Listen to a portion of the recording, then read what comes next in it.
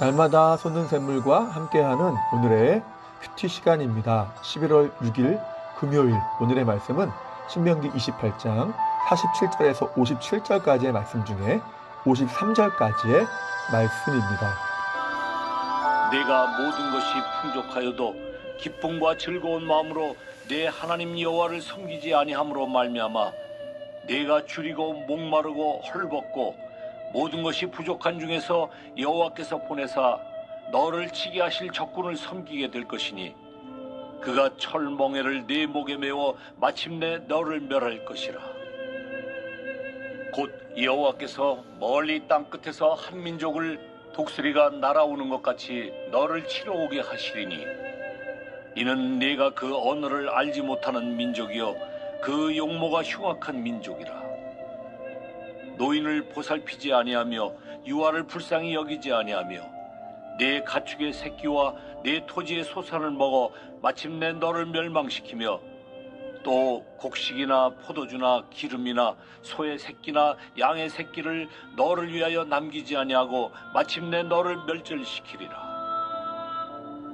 그들이 전국에서 내 모든 성읍을 에워싸고 내가 의뢰하는 높고 견고한 성벽을 다 헐며 내 하나님 여호와께서 내게 주시는 땅의 모든 성읍에서 너를 에워싸리니 내가 적군에게 에워싸이고 맹렬한 공격을 받아 곤란을 당하므로 내 하나님 여호와께서 내게 주신 자녀 곧 내 몸의 소생의 살을 먹을 것이라. 새로운 아침입니다. 여호와 니시 하나님은 우리의 승리의 깃발이 되십니다. 우리는 누구나 즐거워하는 것이 있습니다. 그것이 운동이 될 수도 있고 등산, 독서, 노래하는 것이 될 수도 있죠. 그런데 운동을 진짜 좋아하면 비가 오나 눈이 오나 상관없이 무조건 하더라는 것입니다. 결국 그것을 좋아하는 감정이 적극적인 행동으로 드러나는 것이죠. 그런데 본문에는 거룩한 감정이 표현됩니다. 그것이 무엇입니까? 바로 하나님께 대한 기쁨과 즐거움, 곧 하나님을 기뻐하며 즐거워하는 마음이죠. 이 두 단어, 기쁨과 즐거움이 오늘 설교의 핵심 내용인데 그러면 본문을 통해 주시는 메시지는 무엇입니까? 먼저 47절을 보면 내가 모든 것이 풍족하여도 라고 되어 있습니다. 그런데 이를 내가 모든 것이 풍족한 것 때문에 라고 이해한다면 47절은 어떤 의미가 됩니까? 하나님이 주신 풍족함 자체가 우상이 되어서 하나님이 아닌 그 풍족함을 따라가고 그것에 소망을 두는 어리석은 삶의 모습을 지적하는 것이 되는 것입니다. 아니, 어떤 사람이 선물을 받았는데 선물에 너무 빠진 나머지 선물을 준 사람은 안중에도 없고 또 잊어버린다면 좋아할 사람이 어디 있을까요? 너무나 황당해서 그것을 다시 뺏고 싶을 것입니다. 그런데 하나님의 마음이 그렇다는 것이죠. 하나님께서 그들을 구원했을 뿐만 아니라 그 모든 풍족함을 주셨는데 그것 때문에 그것이 우상이 되어서 하나님을 잊고 섬기지 않는다면 하나님의 징계와 심판을 피할 수 없다는 것이죠. 그러면 풍족함으로 인해서 하나님을 섬기지 않는 것의 결과는 무엇입니까? 그것이 48절부터 계속해서 언급되는데 그것은 풍족함이 부족함으로 바뀌고 하나님을 섬기는 것이 적군을 섬기는 것으로 바뀐다는 것이죠. 하나님은 풍족함을 잃게 하심으로 하나님이 주셨던 풍족함이 얼마나 좋은 것이었는지 깨닫게 하시고 적군을 섬기게 하심으로 적군을 섬기는 것보다 하나님을 섬기는 것이 얼마나 좋은 것인지 알게 하시겠다는 것입니다. 그런 말이 있죠. 고생해 봐야 정신 차린다. 그래서 남자는 군대 가보면 집이 얼마나 좋은 곳인지 공부가 얼마나 좋은 것인지 깨닫는다고 하지 않습니까? 그렇게 하나님께서 깨닫게 하시겠다는 것이죠. 그래서 역대하 12장 8절에 보면 하나님은 견고하고 강성할 때에 하나님을 배반한 르호보암 왕에게 이렇게 말씀하십니다. 그들이 시삭의 종이 되어 나를 섬기는 것과 세상 나라들을 섬기는 것이 어떠한지 알게 되리라. 본문과 똑같은 말씀을 하시는 거죠. 적군을 섬겨보면 나를 섬기는 것이 행복임을 절감하게 될 것이다 라는 말씀인 것입니다. 그렇다면 적군의 공격으로 인해 어떤 일이 벌어집니까? 그것은 이스라엘이 심각한 곤란에 빠진다고 합니다.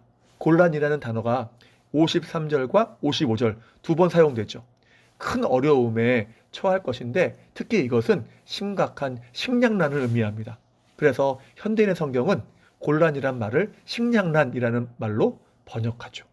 이 때문에 또한 큰 문제가 발생하는데 백성들이 너무나 배가 고파서 자기의 자녀를 잡아먹는 비극이 벌어진다는 것입니다. 인간이 겪는 가장 비참한 상황이죠. 이것이 북왕국에서는 여호람 왕 때 성취되고 남왕국은 586년에 멸망할 때에 성취되는 것을 보는 것입니다. 그만큼 하나님의 진노는 무섭고 경고, 곧 말씀은 신실한 것입니다. 그래서 말씀은 신실한 자에게는 은혜지만 경건치 않은 자에게는 무서운 것이죠. 자, 그럼 이러한 비극의 원인은 무엇입니까?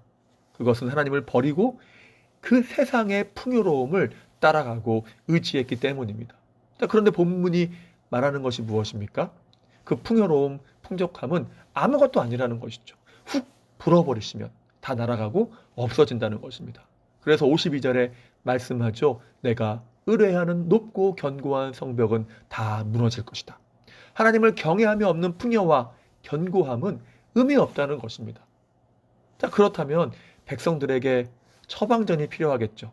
풍족함에도 마음을 뺏기지 않고 하나님을 온전히 섬기려면 어떻게 해야 됩니까? 그게 47절에 나오는 거죠. 하나님을 기뻐하며 즐거워해야 한다는 것입니다. 나를 구원하시고 복 주신 하나님만 생각하면 기쁨과 즐거움의 감정이 솟아나와야 한다는 것입니다. 그래서 조나단 에드워즈는 이렇게 말합니다. 참된 신앙은 그리스도에 대한 거룩한 감정에 있다. 여기서 말하는 이 감정이 기쁨, 즐거움, 열정, 감격, 사랑 이런 것들이죠.